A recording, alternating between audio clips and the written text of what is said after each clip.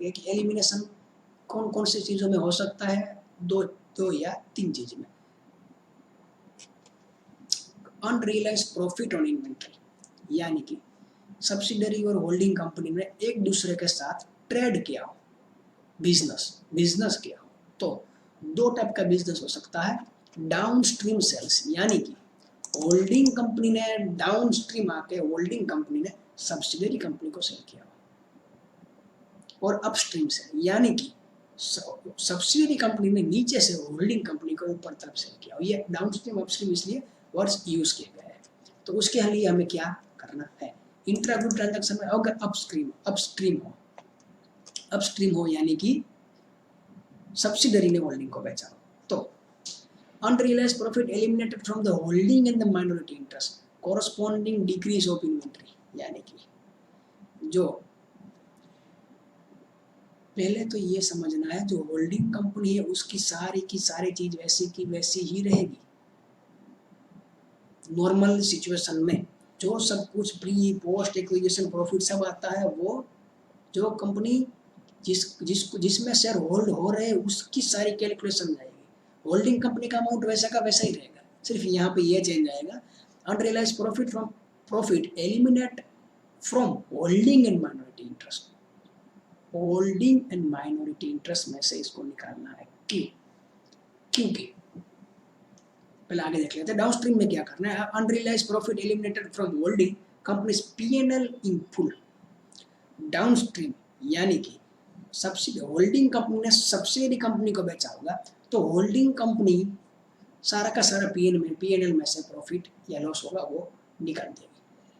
इसलिए कि अब जब वो कंपनी दो इंडिविजुअल थी, यानी कि होल्डिंग पेरेंट कंपनी अलग थी और दूसरी सब्सिडरी कंपनी अलग थी, तब उनके अपने अपने पीएनएल होगी, उनकी अपनी अपनी सेल्स होगी, उनकी अपनी अपनी परचेस होगी। लेकिन जब दोनों को एक कर रहे हैं तो बाहर आउटसाइडर की जो परचेस है उसको तो वही होगा जो दोनों का है वही, लेकिन जो इनसाइडर एक दूसरी कंपनी ने एक दूसरे के साथ जो ट्रांजैक्शन की हुई है उस ट्रांजैक्शन को हमें एलिमिनेट करना पड़ेगा, क्योंकि वो ड्यूबल रिकॉर्ड होगा। ड्यूबल, एक ही कंपनी ने बेचा, एक ही कंपनी ने परचेस किया। अगर आपका इंटर डिपार्टमेंट एक ही डिपार्टमेंट बेच रहा है, एक ही डिपार्टमेंट परचेस कर रहा है, तो वो इंडिविजुअली एक डिपार्टमेंट ने 50 प्रॉफिट किया, दूसरे ने खरीदा, तो इन कंबाइन तो कंपनी के लिए तो वही हुआ, एक डिपार्टमेंट से दूसरे डिपार्टमेंट में गए। वैसे ही जब कंपनी को दोनों एक मिला के व्यू देख रहे हैं सीएफएस में, तब ये इंटर जो होगा उसे हमें निकालना होगा। Unrealized losses resulting from the intra-group transaction that are deducted in arriving at carrying amount of asset are also eliminated unless cost cannot be recovered, यानी कि इसका बहुत ही बढ़िया एग्जांपल इसमें आएगा, वो एग्जांपल हम देखेंगे। हम आगे देखने जाएंगे कि इंट्रा कंपनी और इंटर कंपनी कौन से जो एलिमेंट्स होंगे वो कैसे एलिमेंट्स को हम डिडक्ट करेंगे, कैसे निकाल के एट दी वन कंक्लूजन पहुंचे। उसके लिए हम इलस्ट्रेशन 8 देखेंगे। Given below the profit and loss account of the H limited is subsidiary S limited, यानी कि H is holding and S is subsidiary. Income 5000 1000, amount in lakhs, increase in inventory 100 200, यानी कि ये टोटल। अब ये सारे एक्सपेंसेस दिए हुए, profit before provision of tax और सब लिखा हुआ है। अदर इन्फॉर्मेशन में एडजस्टमेंट दी हुई है। एडजस्टमेंट कौन से दिए, H limited sold goods to S limited of 120 lakhs at cost plus 20%, यानी कि कंपनी की जो भी कुछ कॉस्ट होगी, या समझ लीजिए एग्जांपल 100 इज अ कॉस्ट, उसके ऊपर 20 रुपये है, 120 rupees विल बी सेल्स, तो include such good valuing 24 lakhs। तो एस लिमिटेड के यहाँ पे एस लिमिटेड में ऐसे 24 lakhs के गुड्स है जिसको कॉस्ट प्लस करके बेचेंगे। एस लिमिटेड सोल्ड गुड्स, यानी कि यहाँ पे एस लिमिटेड जो होल्डिंग कंपनी उसने एस लिमिटेड सब्सिडरी कंपनी को गुड्स बेचे, होल्डिंग ने सब्सिडरी कंपनी को गुड्स बेचे। उसका पॉइंट हम आगे देखेंगे। Administrative expenses of S limited include 5 lakh paid to H limited, यानी कि जो एडमिनिस्ट्रेटिव एक्सपेंस यहाँ पे है एस के 100, उसमें से 5 लाख रुपीस ऐसे है जो उसने एच को दी है, वो भी इंटर कंपनी दी हुई है। फिर selling and distribution of H, यानी कि यहाँ पे जो 200 है एच के, उसमें से 10 ऐसे है जो एस को दिए गए एज ए एक्सपेंस। अब एच लिमिटेड 80% इक्विटी होल्डिंग करता है, capital of 100 lakh in S, यानी कि 80% उसका होल्डिंग है, पहले से ही था। अब यहाँ पे तीन चीज़ें हमें एलिमिनेट करनी है। देखिए रेवेन्यू फ्रॉम ऑपरेशन तो जो 5000, 1000, 6000 तो पूरा है, ये जो था वही है। यहाँ पे इंट्रा कंपनी सेल्स 120 पूरा निकाल दिया, क्योंकि सेल्स एक दूसरे को ही किया गया है, पूरा सेल निकल गया 120। और अब कुछ चीजें ये 120 का जो पूरा सेल किया उसमें से 24 ही हमारे पास पड़े हैं ऐसे स्टॉक में एस के पास, बाकी जो 96 लाख का जो था उसने खुद दूसरों को सेल कर दिया। अब हमें दो चीजें एलिमिनेट करनी है, एक एलिमिनेट करना है सेल्स, दूसरा करना है प्रॉफिट। सेल्स जो पूरा था वो 120 एलिमिनेट कर दिया पूरे सेल में से, यानी कि एच लिमिटेड के सेल में से समझ लीजिए 6000 में से आपने 120 यहाँ से निकाल दिया। अब बारी आती है एस लिमिटेड की। एस लिमिटेड में 24 लाख की अमाउंट के गुड्स ऐसे पड़े हैं जो उसने वहाँ से खरीदे थे, उसके अंदर कुछ प्रॉफिट होगा। अब वो प्रॉफिट की एच लिमिटेड ने कैसे लगाया था, कॉस्ट के प्लस 20% प्लस करके, यानी कि इसको हम 120 से डिवाइड करेंगे तो जो अमाउंट हमें मिलेगी that will be 24 lakh total amount है। उसमें से उसको 120 से आप डिवाइड करो तो 20,000 मल्टीप्लाइड बाई 20, यानी कि जो प्रॉफिट है टोटल 4 लाख रुपीज़ का प्रॉफिट है और 20 लाख रुपए की गुड्स की वैल्यू है। उसको टेली कैसे कर सकते हैं, ऐसे कर सकते हैं 20 लाख के प्लस 20% कॉस्ट। अब इसका सीधा 20% करोगे आप तो 4 लाख रुपए हो गए। तो ये हुआ 4 लाख रुपीज़ में अनरियलाइज प्रॉफिट है, इसमें से 4 लाख रुपए निकालने हैं, टोटल में से 4 लाख रुपए निकाल दिए नीचे से। अब इंटर कंपनी सेल्स निकाल दिया, उसके ऊपर का अनरियलाइज प्रॉफिट भी निकाल दिया। इंक्रीज इन इन्वेंट्री में से निकालना है, ये इंक्रीज इन इन्वेंट्री यानी कि अब जो हुआ सेल्स वो। कंसल्टेंसी फी एक दूसरे को दी थी और ये जो कमीशन रिसीव्ड है वो भी एक दूसरे में गया था, दोनों को निकाल देना। तो यहाँ पे हमें मिल रहा है 5865 इज द रेवेन्यू।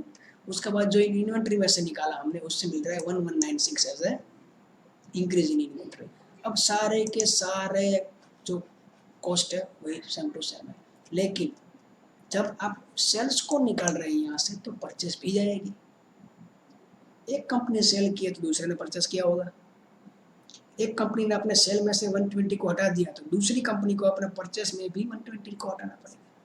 तो यहाँ से हमें परचेस भी निकालना है, बाकी तो जो भी है वो रहेगा। अब हमने ऊपर से 5 लाख रुपीज़ और ये 10 लाख रुपीज़ कंसल्टेंसी फीस और कमीशन में से निकाल दिए थे, टोटल इनटू रेवेन्यू में से निकाल दिए थे सेल में से। तो यहाँ पे भी एक्सपेंस में से भी कम हो जाएगी 5 लाख और 10 लाख, सारी की सारी बात वही रहेगी, सीधा पूरा स्टेटमेंट बन जाएगा। इसे देखने जाओ तो ये इजी है, लेकिन हमें यहाँ पे जो कॉस्ट प्लस 20% आएगा वो वाला कंसेप्ट याद रखना है कि कैसे वो कंसेप्ट मूव करता है। सो दूसरी बात, दो एंट्रीज आएगी, हर एक एडजस्टमेंट की दो जगह पे एंट्री होगी। एक जगह पे एंट्री होगी यहाँ पे रेवेन्यू में, रेवेन्यू फ्रॉम ऑपरेशन, रेवेन्यू में से हम सारी इंटर चीज को निकालेंगे और रिस्पेक्टिव इंटर चीज में से भी उसको निकालेंगे। कैसे, हमने यहाँ से सेल को रेवेन्यू में से निकाल दिया, यानी कि अब ये दो जगह पे एंट्री क्यों आती है, क्योंकि यहाँ पे दो कंपनीज है, अपने अपने दोनों के अलग अलग ट्रांजेक्शन है। एच लिमिटेड ने इसको बेचा तो एच ने अपने 6000 में से 120 को निकाल दिया, तो एच ने परचेस किया तो एच ने अपने परचेस में से रॉ मटेरियल कंज्यूम्ड में से 120 को निकाल दिया। उसी तरह से एडमिनिस्ट्रेटिव एक्सपेंसेस, यहाँ पे देखिए administrative expenses of S limited include 5 lakh, यानी कि एस लिमिटेड के एडमिनिस्ट्रेशन एक्सपेंसेस 100 में से 5 यहाँ से निकलेंगे, तो इसमें से भी 5 निकलेंगे क्योंकि इसने रेवेन्यू कैलकुलेट की है। एच लिमिटेड को रेवेन्यू मिली 5 लाख रुपए की और एस लिमिटेड का एक्सपेंस हुआ, तो जिसका एक्सपेंस है वो भी निकलेगा तो रेवेन्यू भी कम होगी। इसी तरह से यहाँ पे जब एच लिमिटेड ने 10 लाख रुपए selling and administration expensive H limited, इसमें 10 लाख रुपए सेलिंग एंड एडमिनिस्ट्रेशन, 200 में से 10 ऐसे है जो इस एस को दिए। अगर एस को दिए तो मतलब ये भी इंटर कंपनी हुआ, तो 200 में से 10 निकलेंगे 190 हुए। इसका एक्सपेंस कम हुआ तो उसका इनकम भी कम होगा। एस में से 10 निकल जाए, ये तो 1200 में से 10 निकल जाएंगे, इसलिए यहाँ पे कंबाइंड सारी की सारी चीज़ें लिखी हुई है। ये हुआ इलस्ट्रेशन नंबर 8। अब ये आता है preparation of consolidated cash flow statement, present in parent presence and own cash flow statement, यानी कि as per AS 21 consolidated cash flow statement is presented in case a parent presents its own cash flow statement, यानी कि अगर parent present कर रहा है तब ही ये होगा। This is illustrative purpose only, देखिए ये illustrative purpose के लिए ही यहाँ पे लिख दिया। कैश फ्लो स्टेटमेंट जो नॉर्मली होता है वही यहाँ पे होगा और कुछ नहीं होगा। ज़्यादातर इलस्ट्रेटिव में कैश फ्लो ज़्यादातर नहीं पूछा जाएगा। अगर कुछ भी क्वेश्चन है जो मुझे मिलेंगे जहाँ पे ये सब कुछ लिखा हुआ है तो मैं आपको जरूर उसके ऊपर एक छोटा सा वीडियो बनाऊंगा। उसका आगे जाएंगे uniform accounting policy. Uniform accounting policy क्या है? दोनों को अपनी अकाउंटिंग पॉलिसी सेम रखनी पड़ेगी। For example, subsidiary company follow weighted average method for valuation of inventory and holding company following FIFO. The financial statement of subsidiary company should be restated by adjusting the value of the inventory to bring the same in line with the valuation process adopted by the holding company. इसका मतलब है जब holding company और subsidiary company दोनों कुछ अलग अलग methods को फॉलो कर रही है तो for valuation of depreciation for many other things what we can do, जो होल्डिंग कंपनी जो फॉलो कर रही है उसी मेथड को सब्सिडियरी को फॉलो करना पड़ेगा और सब्सिडियरी कंपनी की सारे के सारे डेटा को हमें एज इफ कि इस मेथड से सोल्व किया था वो पूरा रीस्टेट करके फिर उसको कंसोलिडेटेड फाइनेंशियल बनाएंगे। उसके इलस्ट्रेशन 9 में उसके बारे में देखेंगे। सब सारी चीज़ें दी हुई है, you can read it. Also consider the following information. B limited subsidiary of A limited, यहाँ पे बी लिमिटेड कंपनी है तो ए लिमिटेड की subsidiary company. Both the companies followed calendar year as accounting year, यानी कि जनवरी से दिसंबर। A limited value inventory on weighted average basis while B limited use FIFO. अब ये देखिए B limited subsidiary of A, यानी कि A holding है तो जो A फॉलो कर रही है वो B को फॉलो करना पड़ेगा। A limited value inventory on weighted, अब weighted से कन्वर्ट करना पड़ेगा। B जो FIFO यूज कर रही है उसको weight में जाना पड़ेगा। To bring B's value in line with those of A, value of inventory is required to be reduced by 12,000 at the end of 2015 and 24,000 at the end of 2016, यानी कि in line value the inventory required to reduce B को A के line में आने के लिए, यानी कि इन लाइन यानी कि उसके साथ अपनी वैल्यू मिलाने के लिए 12,000 34,000 उसको डिक्रीज करना पड़ेगा। वो डिक्रीज कर देंगे। B limited deducts 1% from trade receivable as a general provision against the doubtful date.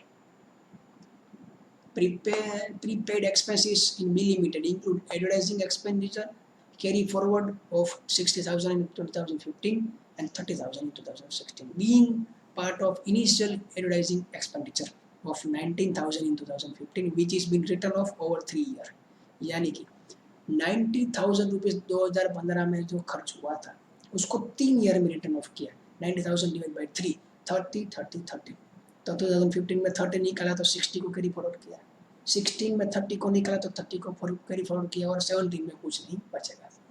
Similar amount of advertising expense of has been fully written off in 2015, यानी कि जो होल्डिंग कंपनी है उसने पूरा का पूरा 90,000 का वही अमाउंट 2015 में पूरा रिटर्न ऑफ कर दिया इन दी 1 ईयर ओनली, और जो सब्सिडरी कंपनी है उसने उसको डिवाइड बाय कैरी फॉरवर्ड किया। अब हमें होल्डिंग कंपनी के हिसाब से करना पड़ेगा और वही जो 3 ईयर में हुआ डिवाइड वो हमें 1 ईयर में राइट ऑफ करना पड़ेगा, यानी कि सारी की सारी चीज़ को रीस्टेट करनी पड़ेगी। अब एडजस्टमेंट करेंगे। रिजर्व्स में एडजस्ट किया है। रिजर्व्स एज गिवन 7,14,000 ऊपर जो लिखे हुए हैं बी के। Provision of for doubtful debts, यानी कि प्रोविजन फॉर डाउटफुल डेट्स इसमें से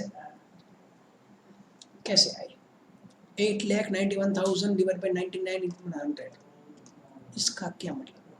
अब ये 1% रिकॉर्ड कर रही है बी लिमिटेड, ए लिमिटेड तो रिकॉर्ड कर ही नहीं रही, यानी कि आपको रिकॉर्ड नहीं करना है। तो आपके लिए यहाँ पे जो 8,91,000 है वो 1% डिडक्ट करने के बाद मिले हैं, क्योंकि आप तो डिडक्ट करते हो, यानी कि दिस इज 99% ओनली।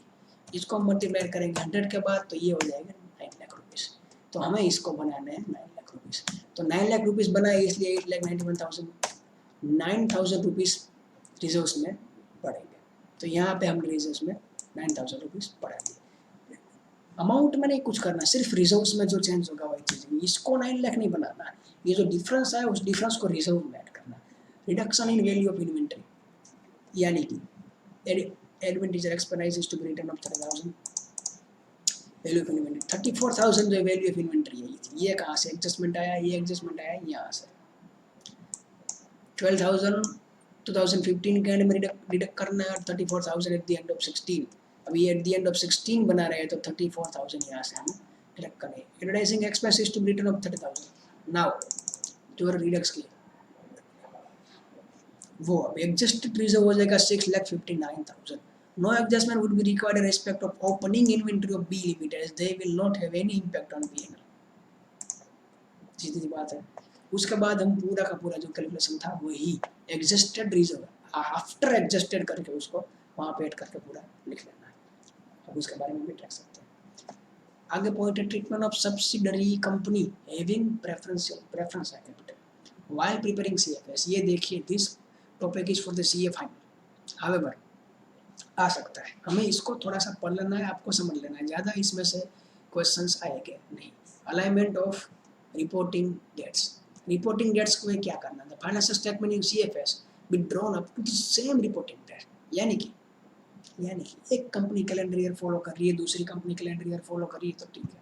अब जब एक कैलेंडर फॉलो कर रही है, एक दूसरी फॉलो कर रही है, तब क्या करना है। If not expectable to draw up to financial year or more than subsidiaries to such date according those financial statements are drawn up to the different reporting days. Adjustments should be made for the effect of significant transaction other event occurs between those date and the date of parent's financial statement. In case difference between reporting dates should not be more than 6 months। यानी कि एक company ऐसी है जो calendar follow कर रही है, दूसरी कंपनी ऐसी है कि फाइनेंशियल ईयर फॉलो कर रही है। अगर ज़्यादा कंपनीज है सब्सिडरीज और सब कंपनी का अपने अलाइनमेंट में लाना पॉसिबल नहीं, प्रैक्टिकल पॉसिबल नहीं हो रहा है, तो हम क्या कर सकते हैं, अलग अलग रिपोर्टिंग डेट को यूज़ करना है। यानी कि कुछ कंपनीज के लिए जो डेट है वही रखनी है, अलाइनमेंट हो रहा है, जिस कंपनी के लिए नहीं हो रही है उसको हम अलग अलग गिनेंगे। उसका जो डिफरेंस है 6 महीने से ज़्यादा नहीं होना चाहिए। इसका सिंपल टर्म में मीनिंग क्या है समझ लीजिए। There is company A, B and C। A company is holding of B, C। एक कंपनी फॉलो कर रही है कैलेंडर ईयर, बी फॉलो कर रही है कैलेंडर और सी कर रही है फाइनेंशियल ईयर, तो अभी इसको कैसे मैच करेंगे। जो ए बी को सीधा हम मैच कर देंगे, हो जाएगा तो दोनों का कैलेंडर। अब सी के लिए हमें अलग से ए का जो पिछले साल का डेटा है max you can go behind 6 month, 6 month से डेटा लेकर इसको पूरा 1 साल बना के इसके साथ कंबाइन करना। यानी कि प्रैक्टिकली इट इज़ पॉसिबल, 6 महीने से ज़्यादा गैप होगा ही नहीं, क्योंकि जो कैलेंडर ईयर है वो 12 महीने का होगा। 12 महीने का होगा कहाँ से, 1 जनवरी से लेकर 31 दिसंबर। और जो फाइनेंशियल ईयर है वो होगा 1 मार्च से 1 अप्रैल से 31 मार्च। ज़्यादा से ज़्यादा 3 महीने का डिफरेंस उसमें आएगा, लेकिन फिर भी यहाँ पे 6 महीने का डिफरेंस अलाउ किया गया है। सो ये था पूरा का पूरा चैप्टर कंसोलिडेटेड फाइनेंशियल स्टेटमेंट। अब आप ये जो पूरा है test your knowledge and you can do this all this question आप कर सकते हो। इसके लिए मुझे जहाँ तक पता है इसके पीछे आंसर भी दिए हुए हैं, सो ये भी कोई दिक्कत है नहीं। Thank you.